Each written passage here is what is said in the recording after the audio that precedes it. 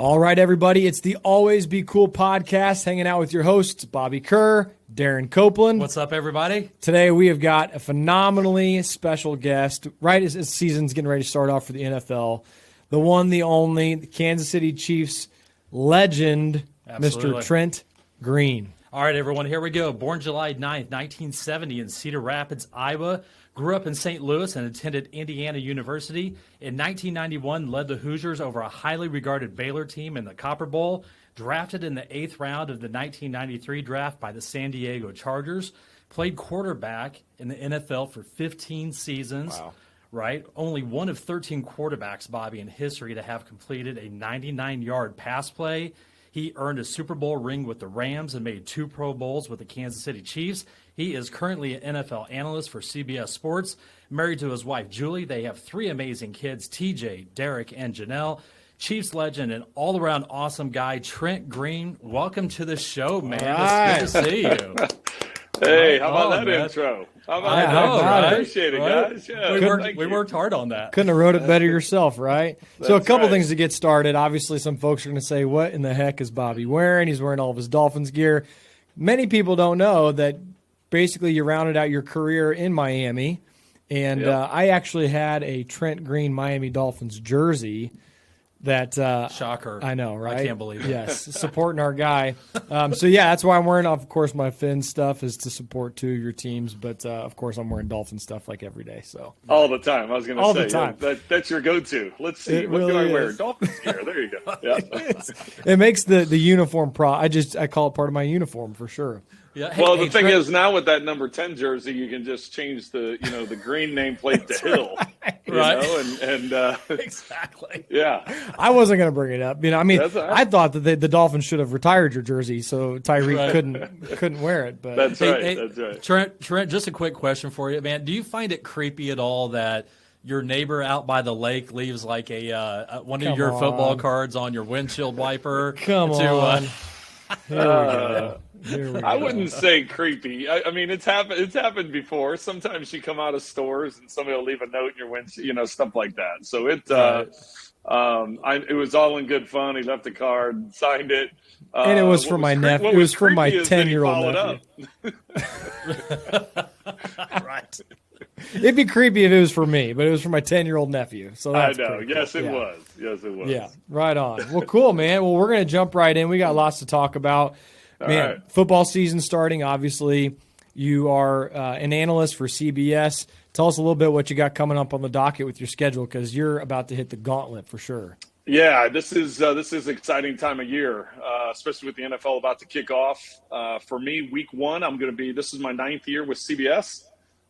This will be my 3rd year partnered up with Kevin Harlan, who obviously Kansas City people know Kevin very well, and absolutely. So it's just I had 6 great years with Greg Gumbel, and then when CBS approached me about changing up with Kevin Harlan and working with Kevin, I had known Kevin for years and years when he covered me as a player, and then we had done some radio games together for Westwood One Sports, doing some playoff games over the years, and so now having this be the 3rd year in the booth together, it's he's the best. I mean, he's incredible. He brings such energy and class to the broadcast booth, and what he does on game days, it's pretty remarkable. And so week 1, Kevin and I are going to be out in Los Angeles. We got the Raiders and the Chargers. So nice. we thought we would end up in Arizona with the Chiefs and Cardinals, but Jim Nantz and Tony Romo are going to be calling that one, and Kevin and I will be up the road from Arizona in LA for the Raiders and Chargers, which we think is going to be a really good game. No, that's going to be a great division game. Now, is there ever like the chance or the opportunity that would come up that they would actually get you and Kevin on a Chiefs game, or would they view that too much of some homerism on that side? Well, considering that every time CBS has a Cowboys game, they put Romo on that broadcast. Right, We know right. that's thrown out the Exactly. window. So Right. believe me, Kevin and I have been politicking now, trying to get a Chiefs game, especially a Chiefs home game. Because we're like, think about the amount of money you could save by having Kevin and I just drive to the stadium as opposed, flights and everything else. But unfortunately, for us, the Chiefs have been so good that they're they're always in prime time or the number one crew's taking them. So eventually Kevin and I will get a game of theirs, and it'll be nice staying home. That's pretty awesome. Now, we'll talk about your career and some other great things that you have going on in your life here in a little bit. But so at what point in your career, Trent, did you start thinking, hey, you know what, instead of getting tackled by, 400-pound linemen that, wouldn't hurt as much, but like what point did you get to where you're like, hey, you know what, I could see myself in the booth doing this announcing thing? Early in my career when I was with Washington, George Michael was the famous sportscaster. I remember growing up, the George Michael Sports Machine, before there was ESPN and highlights and all that stuff. George Michael Sports Machine was the man, and he was actually an anchor in the DC area. When I was the 1 year I was the starting quarterback there, I got to know him and did a quarterback show with him, and was like, you know what, this TV thing is pretty fun. This is kind of cool to do. And over the years, he would have me do a Super Bowl show with him down wherever the game was. He would have me come in and do like a preview show, and so I got more exposure to it towards the end of my career in Kansas City. I had CBS reached out and said, hey, during the bye week, do you want to come in for the NFL Today? Just be a guest host on the NFL Today with the guys. At the time, it was Dan Marino. Jim Nantz was the host. Dan Marino was on the set, Deion Sanders, and Boomer Esiason. So, those are the guys that kind of got me started. And I was like, wait a second, you guys do this hour show. Now, we were there like 3 hours before, but we're here. We do all this stuff. I go, and then you sit around and you watch the games, and then you talk about the games at halftime, and you eat food, and you watch more football, and you talk more about football. I want to do that. What's that? Yeah, you're like, I want to do that. Yeah, exactly. I'm like, wait a second, this is what you guys do every weekend? I'm like, this is pretty cool. So for a guy that was a business major in college and thought that would be the route that I went, the TV thing just kind of became fun, and it was something that I felt comfortable with, and had a few more opportunities throughout my playing career. ESPN brought me in for a couple of drafts, did a roundtable thing for ESPN, did NFL Network. So then when I retired, I was like, you know what, I just want to give it a whirl. But I didn't know if I wanted to do games. I didn't know if I wanted to do studio work. I didn't know if I'd rather do radio than TV. It was just like, so I literally tried everything and kind of fell into this, and didn't have an agent, just kind of went on my own and called up these different guys I'd met over the years. That was probably a mistake, not having an agent. But I just called these guys, and my first couple of years I was done. I did some games for Fox. I did some studio for NFL Network. I did some radio for Westwood One Sports. It was just trying to figure out what I like to do and how it complemented and worked with my family, my kids, and their schedules and all that stuff. And so, yeah, it's been a great run for me. I really enjoy it. It keeps me close to the game. A lot of the guys I played against now are now coaches. So I get to see a lot of them, and we get to talk smack to each other. And the guys that are playing now, not a lot of them remember watching me play because they were all pretty young, but they do remember. They're like, hey, you know what? I always played you on Madden. You were really good on Madden. You and Tony Gonzalez and Priest Holmes. And I was like, yeah. So now the younger guys talk about me on Madden more than they do, having watched me play.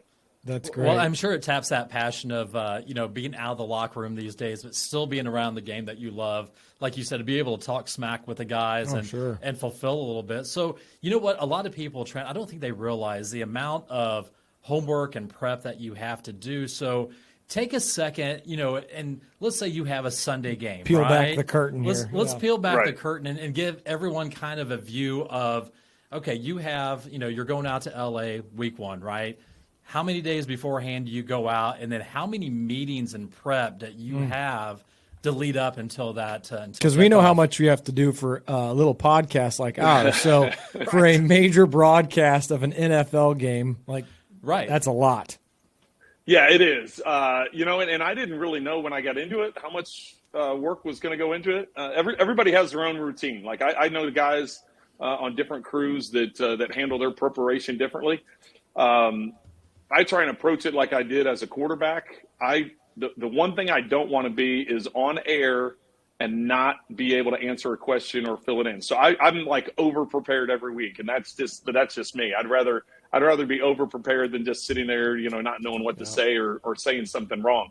Because the thing about our broadcast is you're getting the fan base that is watching our broadcast. That's who they watch. They're not, they're generally not watching the Red Zone channel. Now, they may have the Red Zone channel or something else on over in the corner because they're tracking their fantasy stats, but they're going to watch their team. So let's say, like, for instance, this week 1 game, the Chargers and Raiders. I need to know the details of what moves they made in the offseason, what coaching changes they made, what they did in the front office, what their ticket sales are, what big free agents. I mean, you have to know all that stuff because the average fan that's their team, they know all those details. So anyway, for me, just to answer your question, I usually start on Tuesday afternoons, Tuesday nights, start watching tape and getting ready. And then Wednesday, it's just kind of an all day watching film, reading. I still do everything by hand.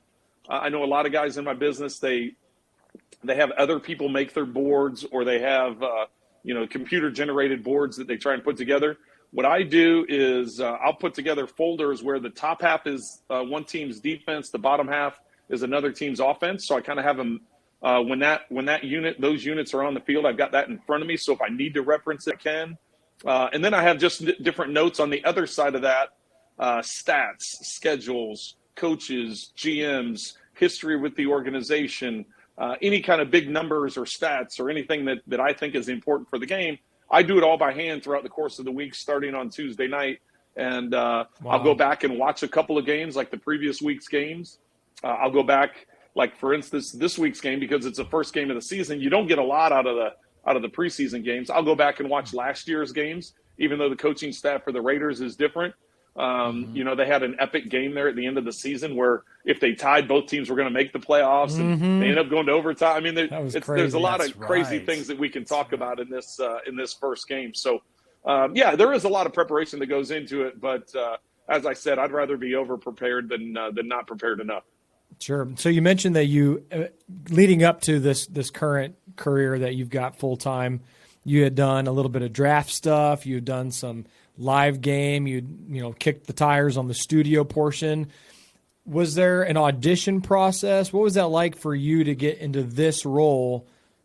Just tell us a little bit about that. It was so now they have this thing called NFL boot camp that players, like current players, they can go in the off season, spend a weekend. Usually it's at NFL Network. Well, they'll come in and they'll bring you in. They're like, hey, you want to be a camera guy? There's a camera guy. You want to be the sound? You want to be in front of the camera? You want to do games? Nice. You want to, they let them do practice. That was not the case when I came out. I remember when Fox hired me my first year to do 7 games. They're like, hey, we're going to have you come down to Tampa Bay and do a practice game during the preseason. It's not to go out over the air. We just want you sitting in the booth. And I was like, okay, well, what do I need to bring? Oh, don't bring anything. Just come down and talk football. Well, hey, you're fine. Fortunately, I'm more prepared than that. Sure, so I called Coach Vermeil because I knew he had done college broadcasting for 15 years during his hiatus between, the Eagles and the Rams. And I said, Coach, what do I ask these coaches? What do I ask these players? What do I have to have with me in the booth? What do I need to take with me, to the complex to talk to these guys? And so he gave me a big rundown of like, hey, this is what to anticipate. This is what you need to be ready for. And so he gave me a little bit of insight into that. And then I've kind of formulated my own plan because I was at Fox initially. I talked to Troy Aikman about how he did things. Troy was a guy I looked up to as a player. He played under Norv Turner. I played under Norv Turner in Washington for 4 years. So I had known Troy through some different avenues and picked his brain a little bit about how he prepared. And then just some other guys, just get bits and pieces from guys just to find out how they prepare and how they get themselves ready. So that's really how it was kind of formulated over the years and how I finally got to the point that I was. So lesson there, no matter really the arena that you're in, whether it's playing football, professional football, or you're prepping for a podcast, or you're prepping to be an analyst for an NFL game, there truly is something to putting in the work so that way you're not letting yourself down or not accomplishing your goals. That's what we love talking about and stuff on the show, is that the amount of prep that people do in order to be successful. And it's something that you could have gone in and just said, "Oh, just come up and talk football," right? But you said, "No, there's no way that my heart will allow me to do something like that." Well, it's probably similar to what you did, in your playing career, Trent. I guarantee, in high school, and you probably didn't go to Indiana just on the whim and you just not be prepared, right? So, again, whether it's football, business, always be prepared, because the last thing you want to do is go on air or embarrass yourself, or be in a game and not know what the playbook is or anything like that. So that's a very valuable lesson on that. And it seems like, Trent, about every single podcast we do, that Coach Vermeil comes in some way, somehow, that he's had an effect on someone's life. So, in fact, that would be a good segue. It is. Tell us a little bit about your relationship with Coach. Well, it's he's one of the most special people in my life. I was so honored to be a part of his Hall of Fame weekend this past summer when he got into the Pro Football Hall of Fame in Canton. There was a number of players, coaches, people that he had coached all the way back to his high school days when he was a high school coach. Then he was a junior high coach. Then, of course, he was at UCLA before going to the Eagles. And so seeing all these guys come together to celebrate Coach Vermeil was really special. I talk to him at least every couple weeks. Wow. Nice. I know his kids. I know his grandkids. I know his wife, Carol. It's just a great relationship. So it's someone that I value a lot and want to keep up that contact. And we've been able to do that. We try and get together as much as we can. It's usually, a couple times a year in person. If I happen to have a game in Philly, I'll go out to the house, or sometimes he'll come into Kansas City to do a few wine events, and I'll make sure that I get to see him then. But yeah, I think the world of Coach. That's awesome. Well, we did a podcast a couple of weeks ago with Vince Papale.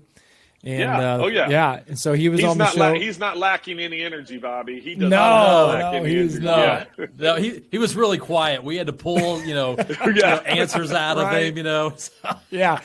He didn't want to talk about Coach Vermeil at all either. Let me guess. You asked him one question, and then after an hour, you're like, well, that's a wrap. All right. Hey, Vince, I appreciate your time. Here we go. Pretty much. That was pretty close. Yeah, he did. He stuck around the show for over an hour, and it was really, really valuable stuff. But obviously, like yourself, like Kurt Warner, like Vince, Coach Vermeil had such an important part in the story of their lives and in your life. So for you to discuss how you've maintained that relationship, again, another life lesson for anybody is when you've got those special people in your life and you really love them and you care for them, you nurture that no matter how many years goes by, right? Well, and that's the thing that Coach has always made it. And I had that foundation in my life with my parents and both my maternal and paternal grandparents, blue collar, hardworking, value relationships, value people. So all that was there, but then Coach really took it to another level. As far as him being a leader of an organization, he wanted everybody to feel a part of it, no matter if you were a player, a coach, a secretary, somebody working in the ticket office, the marketing, the janitors working on the weekend, the guys cutting the grass for the practice field. I mean, he made it a point to go around the building and get everybody involved. And that was the great thing about Canton this summer. It wasn't just the players and his former coaches that came back. I mean, I got to see front office people, behind the scenes people that I hadn't seen, from a St. Louis standpoint, I hadn't seen in over 20 years. And Vince was there with a bunch of the Eagle guys. Yeah. And I know a bunch of them just because I know Coach and getting to know them over the years with Jaworski and that whole crew. And then I've even met some of his UCLA guys when he was coaching there. So it's he's all about relationships and building those relationships and valuing people. And it's such a big part of it, because if you want to have a successful business, successful organization, it really is about people. And he lived it. He definitely lives it. So there's a quote that I've read from Coach, and this is exactly what you're saying. His number one coaching philosophy was, and in life, was all about quote unquote people. And without people and teams and people being put in the right places, then we're nothing as a collective. So I think that's a perfect way to sum up Coach and the lessons that you took from him as well. Definitely. Yeah. And he doesn't just say it. I mean, he wears it on his sleeve. As you can see, people always I guess we all do. We have a little fun with his emotions because he can cry. He can cry Right. anytime. Right. But it's because he cares. Yeah, it really absolutely. is. He'll Right. come in Well- on the Monday after making final cuts, and he'll stand in front of the team meeting room crying about the guys he just had to cut the day before, and telling us how valuable it is and how grateful and how excited we should be to be sitting in those seats because he had just spent the day before, having to cut 27 guys or whatever it was that he had to get down to the 53, knowing that it's kind of crushing their dreams. So it's and I've been on the other side of getting cut, so I know that's not a fun conversation to have. So the fact that he it meant that much to him, and just tells you what kind of person he is. And I think, For Trent, sure. that's probably one of the major reasons why he had so much success as a coach and as a leader. He probably would have been successful no matter what he would have done because he was such a leader of people. But, the players that were with him, they truly knew that he actually cared. And the guys who, made the team probably played and took it up even a couple more notches because they just knew that they wanted to play so hard for this guy that truly loved him. So that's an awesome point. And also that leads to, let's talk about some humble beginnings and going back a little bit because, you getting drafted by the Chargers, in 1993, for the first few years, you probably had some of those tough conversations that we were just talking about possibly being on the bubble or being cut. But kind of tell us a little bit about the early career of Trent Green before he signed, that free agent deal with the Redskins, in the early years. I mean, we were talking earlier, back then, because, we're similar in age, but back then the eighth round, that was later in the round. Now, eighth round doesn't even exist right now. Right. Yeah. So what was that like coming out right out of college? It was obviously everybody wants to be drafted, so that was the draft experience was not what I had hoped for and wanted. I had kind of been told, hey, you're going to get drafted in the 3rd to 5th round.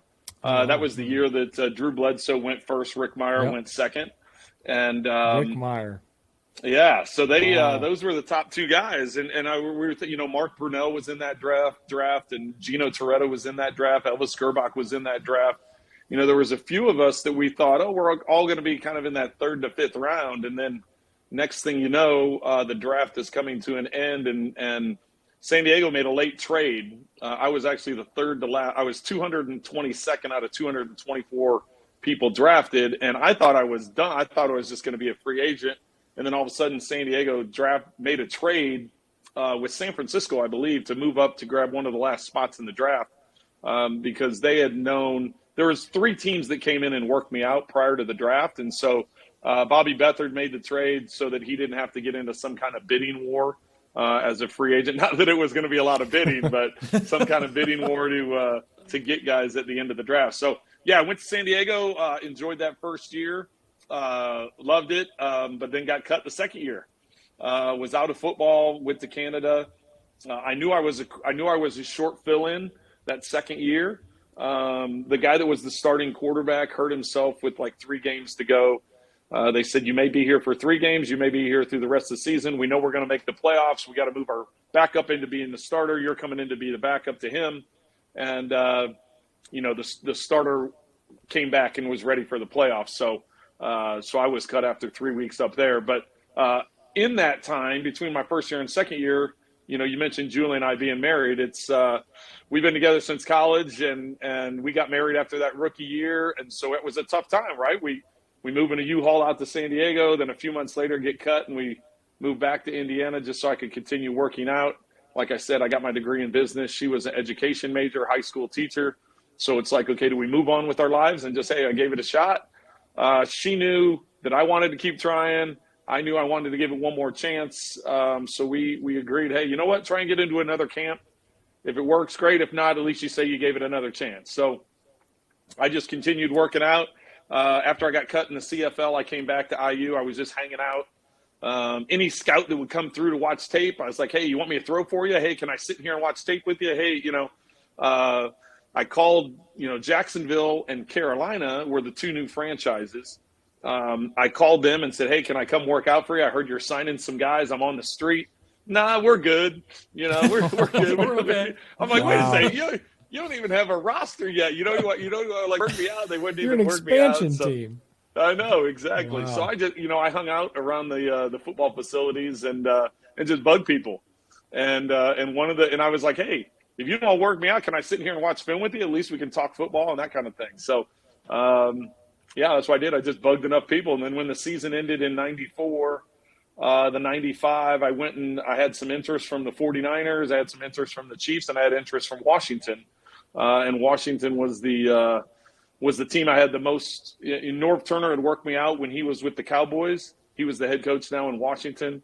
Cam Cameron was the quarterback coach. Cam had played football and football and basketball at Indiana, but was a coach at Michigan when I was playing at Indiana. So he knew of me and knew me from us playing Michigan.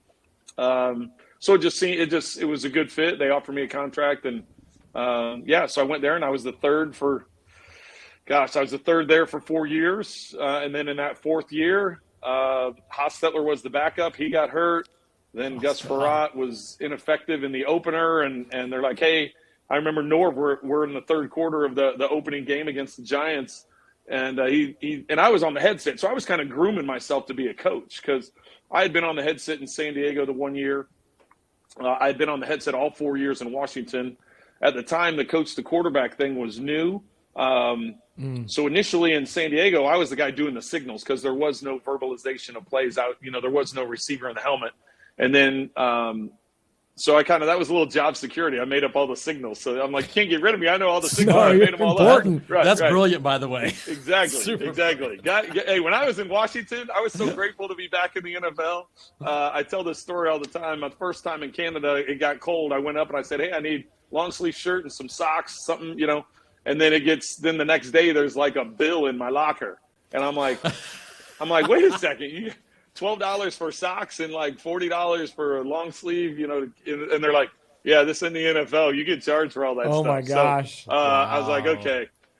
When I got back in the NFL, I'm like, team meetings, they'd be like, hey, somebody grab the lights. I sprinted to get the lights. Boom, I'm getting those lights off.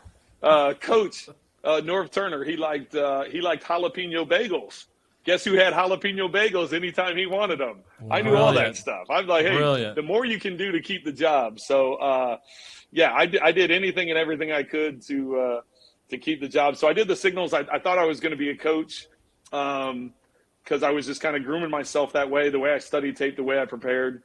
And then one day, like I said, it was the third quarter against the Giants. We were down 2 touchdowns, and he yells in the headset, hey, Trent, go grab your helmet. I look at him. I look down the sideline at him, and I'm like, what? Because I'd been there 4 years. I mean, I took one snap the year before when Hostetler got the wind knocked out of him, and he's like, go in there. And I'm like, what? I looked at him. I'm like, and he's like, yeah, let's go see what you can do. So fortunately for me, I went in and that opening drive, went down the field and scored a touchdown, and we ended up making it a close game, lost by 7, but I played well, and he named me the starter the next week against the defending Super Bowl champions on Monday night in the home opener. Hey, no pressure. Wow. Go get him. Go get him. But it was, all those experiences, as we talked about earlier, right? It's about relationships, about building people, about being prepared when that opportunity comes up. It's like, that Giants game happened. And I tell my kids this all the time. I was like, you never know when that opportunity is going to happen. It may have happened my first week in Washington. It didn't happen until the first game of my 4th season in Washington. But if I didn't go in and perform well in that opening drive, he may have taken me out after one series and said, you know what? No, you're just not ready. Or if I hadn't played well that whole half, they definitely wouldn't give me an opportunity to start. So, it's just – I've carried that over into the broadcasting thing. It's like you just never know. You never know, so be ready. And that's just such a great point for everyone who's listening. Just, again, to be prepared so when that opportunity comes, which you never know is going to come, very similar to when you got injured in the preseason and Kurt Warner had the opportunity to step in. I mean, you just never know when that's going to happen. So, I mean, that just short period, I mean, that one drive, Trent, literally set you up for the next several years of your career, because after that year, was it the year or the year after that you signed with the St. Louis Rams. Then that was Yeah. the '98 season with Washington, Okay. and then I signed with St. Louis in '99. So it was, if that hadn't been the case, Well, absolutely. I mean, there's so many lessons there. You're talking about preparedness. We're talking about persistency. We're talking about that intrinsic motivation that kept you going.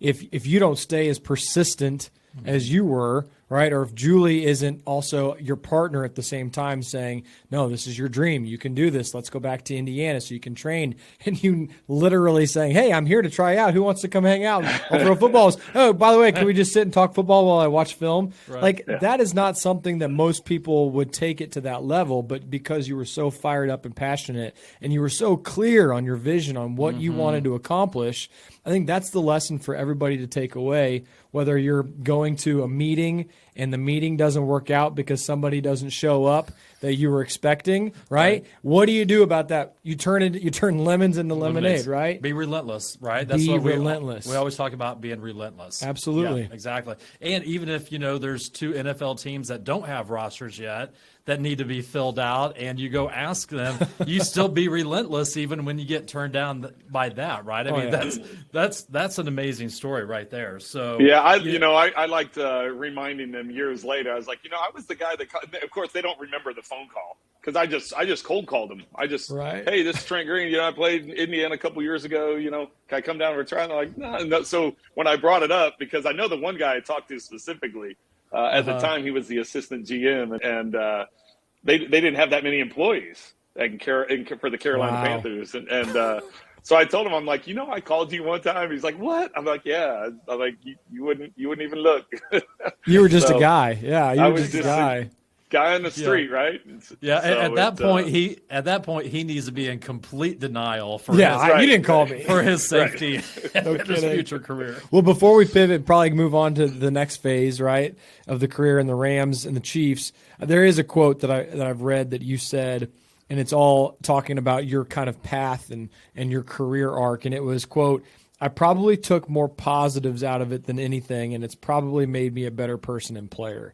I think that's so important for people to realize that, hey, even if something's not going as I originally planned, that's okay. There's still an opportunity here for me to do something with it. I love that. I think that quote speaks about your personality, your positivity, your relentless attitude, and then that obviously sets you up for the biggest phase of your career, which is what we're getting ready to speak of, right? Yeah, it's always trying to have that positive approach. And believe me, I have bad days like everybody else. But I mean, for the most part, you find a way to make it work, right? And you find positives out of everything. And I've tried to stress that to my kids over the years. It's funny because I got into the TV business, and everybody, it's like panic, right? You're like, oh my gosh, it's like 30 seconds till we're live, and we had a microphone go down. I'm like, it's okay. 30 seconds is like all day. That's like I'm used to the play clock ticking down. I'm like, that 30 seconds is like all kinds of time. Just switch them out and we're good at, So I think it's, trying to have that calming effect and being able to make adjustments and, stay as positive as you can about it all. Exactly. So how did that feel, Trent? So, we'll move on to the Chiefs here, and, they'd been through several quarterbacks, and, you're healthy. The Chiefs want you. I believe they sent the number 12 overall pick in the first round to the Rams to get you. So, I mean, quite the difference from an 8th round selection. For sure, or free agent signing. I mean, the Chiefs wanted you very, very badly, and obviously you had, the coaching connections that wanted you real bad. So what was your thought process when you were notified that the Chiefs were really coming after you and they were going to give up a substantial pick to bring you to Kansas City? I was grateful. I really was.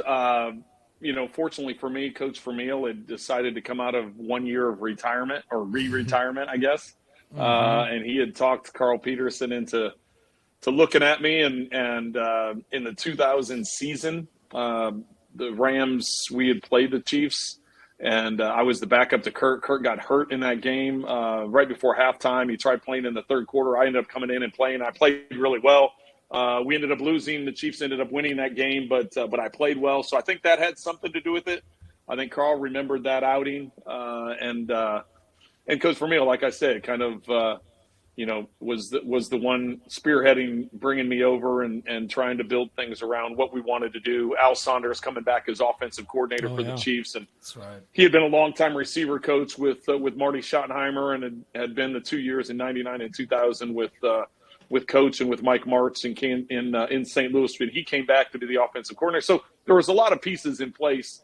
I just felt grateful for an opportunity. I told Mike at the time, I said, I know you guys control me in terms of, because of my contract situation. And I said, but, I'm 31 years old.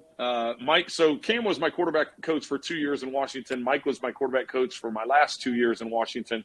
When he came over to St. Louis to be the offensive coordinator, he and I basically came together because we had been together for 2 years in Washington. So I had a good enough relationship with Mike, and I still do. Still talk to him several times a year, and got to see him in Canton because he was there for Coach as well. Mm-hmm. And thanked him once again for, letting me go, because he could, really they had me under contract. They could have, kept me there and backed up Kerr. But, I went to him, I said, listen, I'm 31 years old. You know what I've been through to get to this point to be a starter. I want to go start somewhere. So if there's an opportunity that you can trade me and give me that opportunity, I'd be grateful. And the Chiefs thought enough to give up a 12th overall pick. So 12th overall. I was just when it all happened, I was just very grateful and said, okay, let's see what we can do and what we can get done. And the funny thing about it is the same weekend that Julie and I flew to Kansas City after being traded, a little-known running back from Baltimore that was like this low-key free agent from the Ravens. Hey, we're going to bring this guy in to be a third down back, because we got Tony Richardson that's going to be our first and second down back, but we got this guy named Priest that's coming in. He's going to be our third down back, and needless to say, he turned out pretty well also. I actually specifically remember this, Trent. So remember way back in the day when there was these things called newspapers, and you'd read the sports page every day when it came in your driveway. So I remember it was that same sports section, the Kansas City Star, and I was a big fantasy football nerd, so I knew who Priest was with Baltimore and what he could do. But in that same sports page, it was talking about the Chiefs bringing in both you and, oh, by the way, Priest Holmes, and the city was going crazy. Everyone was so jacked up because to get, some offensive weapons like that, and you know how Chiefs fans are, eternal optimism, right? They're just always looking for the best. So that was so cool. It was such a cool period of time that Coach Vermeil, and look at these stud players that were coming in, and it was just really amazing, man. Well, and give credit to Al Saunders and the offensive coaches because once. There were some growing pains that first year. I threw quite a few picks that first year, trying to get everybody on the same page. And I said, listen, I'm fine listening to the boos and everything else. I said, I'm throwing it where I need you guys to be and where I'm expecting you guys to be, and we're gonna get this thing figured out. And it wasn't always pretty, but once we kind of figured out, okay, what we have in Priest, and we ended up bringing Eddie Kennison in later in the year. If you remember, Eddie, Coach Vermeil had drafted Eddie with the Rams. Eddie had bounced around a few teams and had a falling out with Mike Shanahan in Denver, and he was on the street. And Coach Vermeil was like, you know what, Eddie, I know what your work ethic is. Let's bring you in. And so Eddie added a whole new piece. Dante Hall was still a guy that we were trying to transition from a running back into a receiver. He was mainly a returner and a situational guy. He developed more and more as a receiver over the years. Like I said, Eddie came in and did that. Gonzalez is Gonzalez. We figured out what Priest is. Initially we tried using Priest like Marshall Faulk. And Priest is a phenomenal player. Marshall Faulk's a Hall of Fame player. They're not the same player. They're different guys, different skill sets, different things. And if you guys remember, the Washington game was our first win of that 2001 season, when it was kind of like the Priest Holmes coming out party, right? It was like, I think he ended up with 3 rushing touchdowns. He had a phenomenal day. And we're like, okay, now we got something here. We need to tweak the offense a little bit around what the personnel we have. And and then it just kind of took off from there. We put up a lot of points and a lot of yards over the years. Yeah, you did. A lot of people, I don't think they realize. You set some really high standards for the Chiefs. You started 80 consecutive games during your first 5 years with the Chiefs. You had 4 seasons with a passer rating above 90. you came over and you were just straight up smoking it over here, Trent. So that was really cool. We won't talk about the defense so much, but it was really fun to watch the offensive side of the ball. Well, especially with your, what had happened in your career early on, to be there and then can start that many consecutive games and to be known as the guy, and there's nothing questioned. It's just, this is Trent's job. This is his team. What are you going to do to help us lead, where we need to go? So I think maybe speak to that a little bit about looking at it from a macro level as it was happening, like, holy cow, this is where I am now. Well, I'd always been a pretty durable player prior to that injury in '99, and I just reflected what my wife said that night when I was lying in the training room, and I knew my season was over. I knew all the stuff that had happened even before the MRI, and she had never not seen me get up, and that really freaked her out because she had watched a lot of games in college. She had watched me, in the NFL a bunch, saw me take a lot of hits, but she's like, you never didn't get up. You always got up. So when you stayed down, she's like, it really caused the problem for her. And so just that support that she gave me during the whole thing and what you try and do as a player and what you're trying to balance between life, being a husband and a father and a player and, all those things that kind of go into it.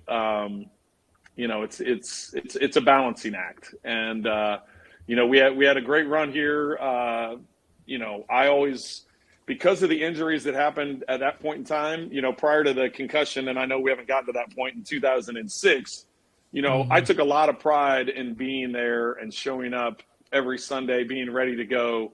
And it was either, there was a lot of nicks and bumps and bruises and cracks and sprains and all that stuff. But it was always like, if you're going, you're going. So this was always kind of my joke with the reporters is on Wednesday, hey, how you feeling? Good to go. I'm playing. I never gave him an answer because it was either you're playing or you're not playing. That was always my mindset. Either you're healthy enough to play, and if you're playing, you've got to play at a certain standard. And if you're not healthy enough to play and you're going to, adversely affect the team, then don't play. But I always had a great deal of pride in that if you're showing up on game day, there's a certain standard that you or at least I expected from myself. Absolutely. So let's talk about that a little bit on the 2006 season. The game against the Bengals, you had the major concussion. So, obviously you don't, remember too much after that, but kind of talk about that. I mean, that was, even before a lot of the concussion protocols had come into play, but what was that like to have that type of injury to where, again, that's another time, Julie didn't see you get up. What was that like to have that and rebound from something like that? Well, it was scary, to be completely honest with you. We didn't really know a lot about concussions at that point in time. There wasn't a lot of technology that had changed in terms of helmets or equipment or rule changes that are now in place. I had never had a concussion, or at least I didn't think I had a concussion. Now there are so many different grades, and I've definitely had double-digit concussions. I have no idea what the number is, sure. But when you play on the hard AstroTurf that everybody had in the 80s and 90s, you're bound to bounce your helmet off of that turf. So it's So I have no idea how many concussions, but it was scary. It definitely was scary. But here's the thing, and I tell people this all the time, and I remember I've had multiple conversations with Roger Goodell over the years as they were trying to get the protocols in place in terms of concussions and how things were handled. And I give all the credit in the world to Carl Peterson and the Chiefs organization for the way they handled it, because they immediately handed everything over to the neurosurgeons and the neurologists and the neuropsychologists. They said, listen, he's not coming back until you guys say he comes back. Here's the thing a lot of people don't know. The protocols that were in place at the time in the NFL, I passed those protocols within 3 games. Oh, wow. Based on the protocols that were in place at the time, I could have been cleared in 3 weeks. The neurosurgeon was like, absolutely not. Which no way. At the time as a player, I was mad. I mean, I would come in every day, man. Like in 3 weeks, I had passed, and yet they weren't even, the neurosurgeon wasn't even letting me lightly work out. It all started, so I ended up missing 8 games, but it was about a month there before they would let me walk on a treadmill, or they would let me do like band work, lifting 5-10 pound weights, because they didn't want any strain that would put pressure. And it was a gradual thing till they let me on the field and they let me throw. I mean, it was just, and I couldn't understand it, because I was like, I passed these things and you're not letting me back. And they're like, listen, from day one, we said it's whenever they clear you. And now that I'm, in my 50s and I know all the stuff that I know now about concussions, I'm grateful. Sure. And every time I see Carl since then, I've told him, I said, hey, thank you for handling the way you did. And I think part of my conversations with Roger Goodell is I said the Chiefs did something outside the box, and that they handed it off to an independent. They didn't have any influence over, the neurosurgeon or what was going on. And really now today, if every team has a independent neurotrauma consultant on the sideline, or I should say the UNC, the unaffiliated neurotrauma consultant is the official term for each sideline has one. And, that they're the ones that determine, whether a player goes back in the game or not. And, so I give a lot of credit to Carl and how they handled the whole thing. Well, that's a huge thing, because, I'm guessing that other organizations, Trent, probably wouldn't have handled things just like that. Because, I mean, if you think about it, the millions of dollars that's on the line, whether someone makes the playoffs, right, and fans and people coming to the game. I mean, so kudos to the Chiefs for doing something that they actually truly had yourself at, in the best position and looking out for number one. They looked out for Green. a person instead of an asset. Absolutely. I think that's maybe what happens, or used to happen for sure. Well, and here's the thing also, and it pertains to concussions, and it pertains to all injuries in the NFL. We're told from a really early age. Now, this era of player is different because they've been hearing a different message since youth football all the way through. But, we always used to hear you can't make the club in the tub, right? If get off the training room table and get on the practice field. They used to, like, if you didn't practice, it was a harder workout not to practice than if you did practice, because they were trying to get you to come back on the field. Guys, they wouldn't even – there's a long history of players in the NFL that wouldn't even tell the trainers or doctors that they were hurting, because if they were hurting, then they weren't going to get a paycheck and they weren't going to be able to, support their family. I mean, it was just there was this big cycle. Now, the rules are better, the communication is better, all the stuff. Players are smarter about it. It's not that same mindset, but there's some drastic things that had to happen for it all to get changed. Yeah, I'd say so. And obviously the players today are much better off for it in terms of their life and not just their playing career. And their families are much better. And, we hear so many stories about previous players that grew up or played in a different generation, that they are paying the absolute price to play that game that they loved, and their families and themselves and their health is just not good because of it. Yes, and credit the teams, credit the organizations, credit the NFL for acknowledging that change needed to be done. Now, obviously, there were a bunch of lawsuits and there was all this stuff that was going on, but I'm down in my basement. I've got like my wall of offensive linemen. I got Rofe and Shields and Wigman, and on the other side, I've got a counter with my Indiana helmet all the way through to Miami. For you, Bobby, all the way through to Miami, and all my helmets, all my helmets during that 20-year span, it's the same exact helmet. Like if you flip the inside of the helmets, it's my actual helmets, and like the padding on the inside is actually the same over the 20 years. The models never changed, and now my boys play, and I remember in high school, and now they were in college. My oldest is done now, but it's like now they're like measured to their heads, and it's like it's all. It's the technology is so far beyond what it used to be. It's just such a much safer game now. So your sons literally probably had better equipment on their head than you did playing in the NFL. Oh, they had better equipment on their heads in 7th grade than Pee I wee, had. yeah. Seriously, it's funny you brought this up. Literally this morning, I've got, of course, a bunch of Dolphins mini helmets and real ones, and I was looking at them in my basement this morning, and I have a throwback one from like the '66 team, right? And then I've got like a modern day one with the logo, and the vintage one is actually the new helmet, just with the old decals and face mask. But I'm looking, I'm like, gosh, that looks like pillows on someone's head compared to what they were wearing in the 80s and 90s. And I mean, you're so right. Right. Like it didn't change for decades. Now, Trent, if it's okay, we would like to personally verify your 20 helmets. If we could get a visual of that later on. That's awesome. That is awesome. Hey, you know what? We'd be amiss if we didn't mention, so you have some wonderful kids who are some heck of athletes out there. So why don't you take a minute and talk about TJ, Derek, and Janelle, because clearly you guys are awesome parents, and they have got some really good DNA on the athletic side. Okay, you're asking me. They're to not brag bad about my looking kids. either. Okay, Yeah. it's bragging about the kids. That'll be a tough chore for me. Right. Yeah, no, I'm really proud of all of them. TJ's done with football now, so he went to Northwestern.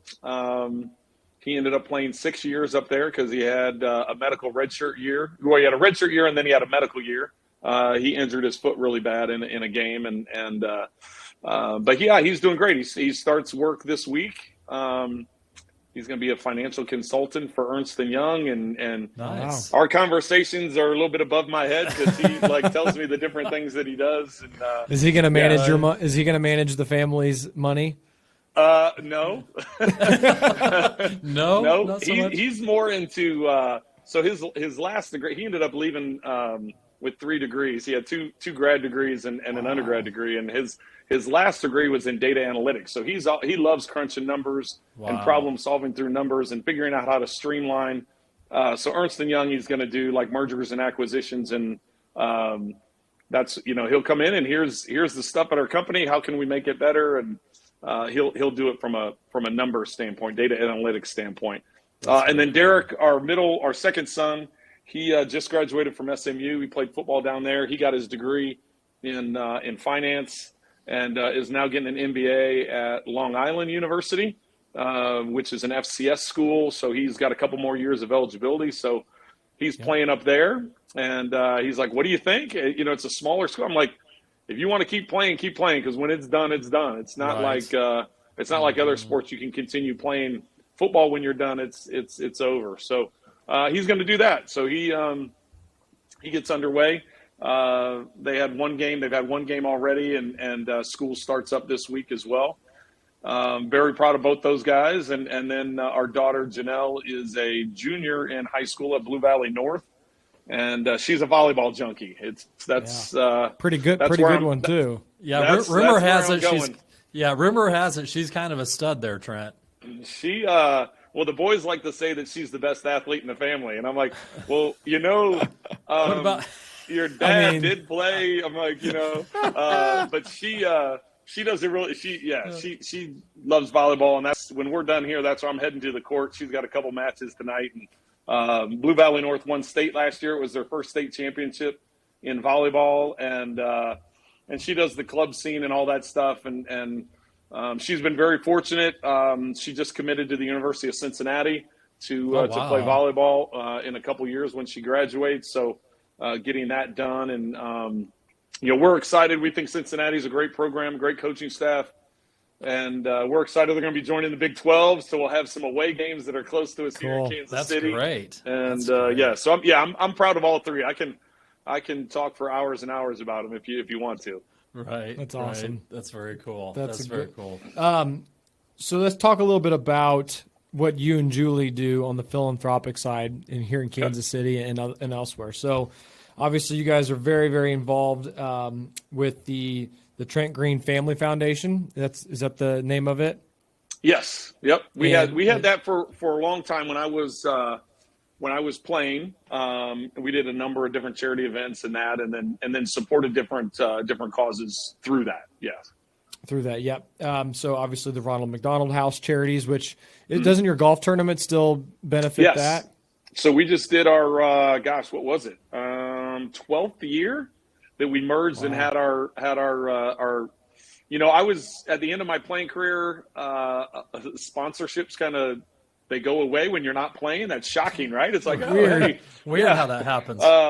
So I had always split my, once my Nike contract started getting bigger and started getting out of hand a little bit, I went to them and I said, hey, I'd like to split my contract where half of it goes towards my charity and I can use it for my golf tournament. And they loved it because for them it was charity as well. Sure. Absolutely. And so we did that for a number of years. But then when I'm done playing, they discontinued that. So I was looking to change some things up. Ronald McDonald House was looking to change some things up. So yeah, we just had our 12th year that we partnered together, and Ronald McDonald House Charities of Kansas City Trent Green Golf Classic. Woo! There it Say is. That fast, right? There you go. Mouthful. That's funny. We were looking at photos of the tournament because it was just in like June, wasn't it? Yes. Yeah, we always have it the first Monday of June. Yep.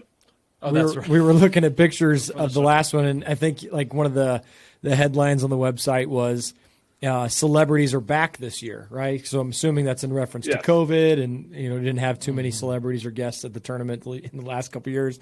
And I'm looking at the pictures, and we see several people that we know. We see there's Jamie Quirk, and there's Deron Cherry, and there's Al Fitzmaurice, and there's Chase Kaufman, and we're like, oh, the first four guys we've seen have been on our podcast. Like, those are our buddies. Right, exactly. So those are really good. And I know, shout out to I think maybe Jamie and Chase Kaufman, because those guys are really good friends of ours. And I think maybe they were in your ear a little bit about coming on the show. So thank you to them. It's all good. Yeah.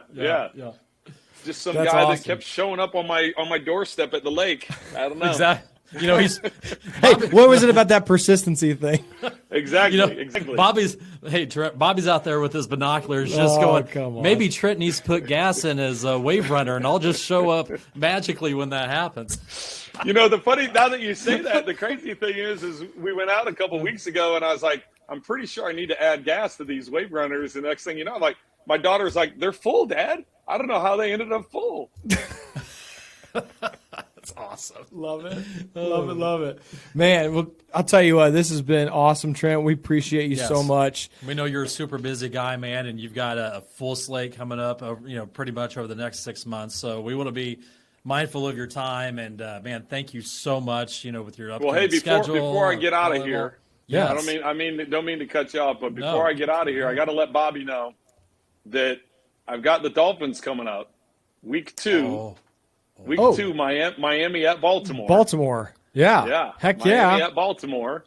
And that game's circled. and then Buffalo at Miami the following week. So you'll get to baby. I got a lot of FaceTime with you. Oh my you'll get to listen to Kevin Harlan and myself a couple of games. That's early awesome. on in the So season. That's great, Trent. This guy won't sleep at all tonight. That's fantastic. I'm so excited.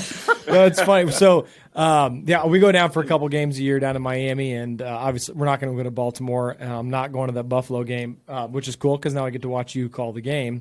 Nice. But yeah, we're actually. How about this? Before we let you go, how about Chiefs record projection? Oh, here we go. I think everybody's talking about how difficult it's going to be this year, and I agree with that. I think it's going to be extremely difficult. But when you look at the fact that Andy's record against the division and Patrick's record against the division and what they've done together, I know Tyreek is now wearing different colors, but I do like some of the improvements they've done on defense. I think it's a faster defense. It's definitely a younger defense. I think there's going to be some growing pains because it is a younger defense. And Steve Spagnuolo's defense. I think offensively, you're not going to see as much of the big play stuff that Tyreek did. I think you're going to see more longer drives, right? There'll be more consistency from that standpoint. So I still think they're going to win 12 games. I mean, I'd be shocked if they didn't, kind of in that 11 to 13 win range. So I'll go with 12 and 5. I think they're going to be right in the mix, but I mean, their schedule it's as tough as anybody in the NFL. Yeah. It's pretty tough. Those first 9 games. It's pretty tough. Now, obviously, you were doing some of the Chiefs preseason games. So whether it's on the offensive side or defensive side, who's one of the younger guys that you kind of notice that people should have their eye on? I think the ones that jump out to me are and it's not a big surprise. The guy he led the team in tackles last year was Nick Bolton.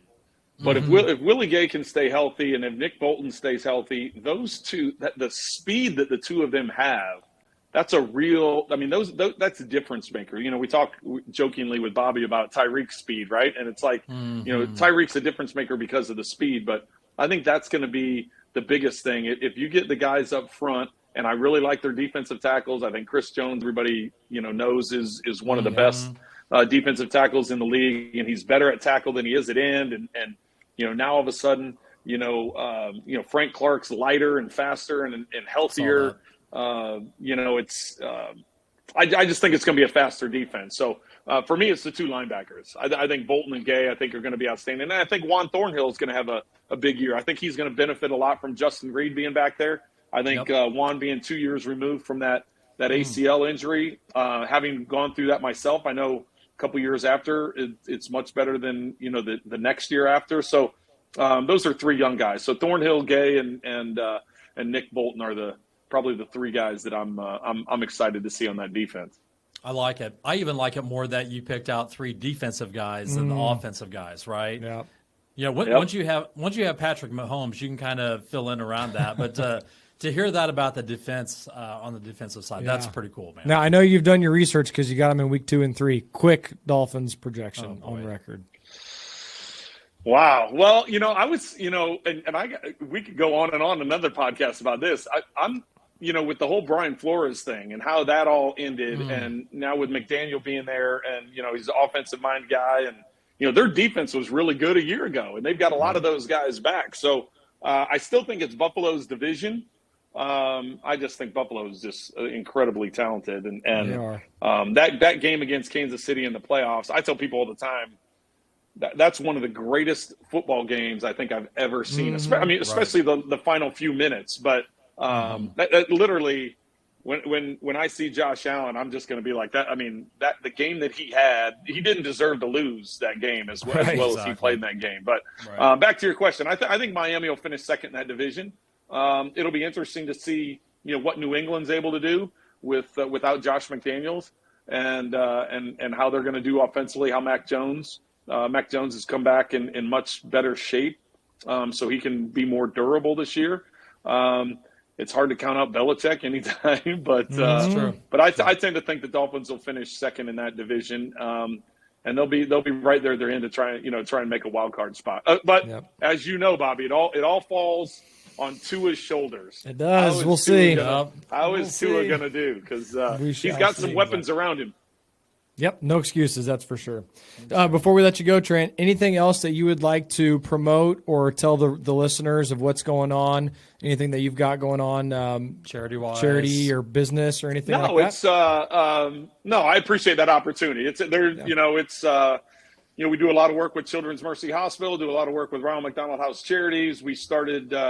We have 4 reading labs with Phoenix Family, the Hike Reading Program, help instill the key to education. So if you're someone that likes to be involved and read with kids, and it's trying to reach out to the underserved of our community to get their reading efficiency levels higher. So we have these 4 reading centers. They're always looking for volunteers. So if people want to volunteer and help these kids learn how to read and get their reading efficiency better, because then that leads to them wanting to stay in school and graduate high school and go on to college. I mean, there's a lot of things I can get into from an education standpoint that we really feel strongly about, that we partnered up with Phoenix Family for that. So I just appreciate this opportunity. Glad we finally got this done. Your persistency paid off. Relentless. Relentless. Lessons man. from Trent Green, that's for sure. Cool. Man, thank you for all the good info. Have an awesome upcoming season with Kevin. I know that'll be a lot of fun, and you'll have a couple guys here in Kansas City definitely cheering you on, man. Absolutely. We're going to wrap up the show here, Trent. Hang on the line for just 30 more seconds if you can, and then we'll wrap it up. Guys, this has been the Always Be Cool podcast with Bobby Kerr, Darren Copeland in the Summit Lending Studios. Thanks for listening. Find us anywhere you can find podcasts, Spotify, Google, Apple Podcasts, as well as Instagram and Facebook at Always Be Cool Podcast. Guys, Trent Green in the house. Thank you so much. Everybody have a great day. See you, everybody.